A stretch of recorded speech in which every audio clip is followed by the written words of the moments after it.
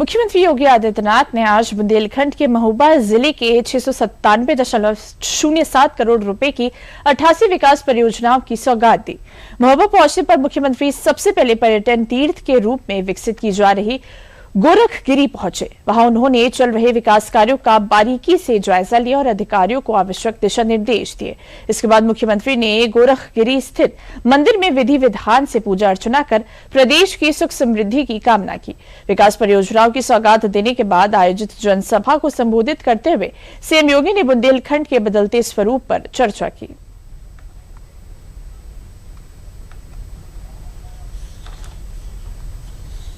Tourism के लिए भी एक नए केंद्र के रूप में गोरखगिरी को विकसित करने का काम करेंगे।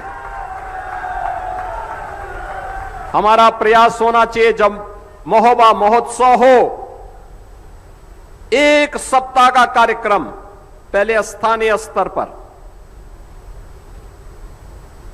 फिर जनपद स्तर पर, फिर बुंदेलखंड स्तर पर, फिर राज्य और राष्ट्रीय स्तर की प्रतियोगिता हो।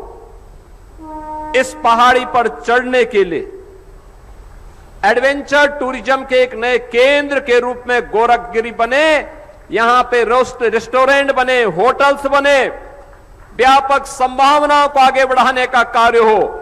आला उदल के शौर्य और पराक्रम के प्रतीक यहां पर हम फिर से अखाड़ों का निर्माण करके नौजवानों को फिर से अपने वीर भाव के साथ कार्य करने के लिए प्रेरित कर सके, इसकी धरा के रूप में महोबा को उसकी पहचान देनी पड़ेगी।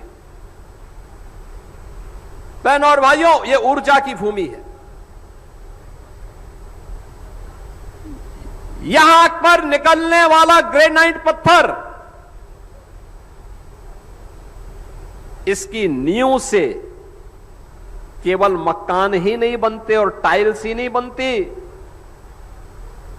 ये राष्ट्र के निर्माण में भी अपना योगदान देती है, देश के नवनिर्माण में अपना योगदान देती है।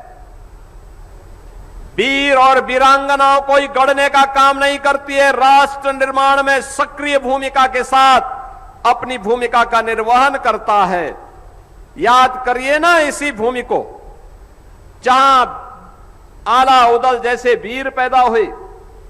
जो लोग कब्जा करते हैं, नकारात्मक बुद्धि के साथ नकारात्मकता पैदा करते हैं, उनकी आत्मा मलिन है, क्योंकि उनकी बुद्धि मलिन है, क्योंकि उनका मन दूषित है, और इसलिए क्योंकि वे बीमार मानसिकता के साथ काम करते हैं, और इसीलिए उन्होंने प्रदेश को डुबोया था, हमारे बुंदेलखंड को बदनाम किया था।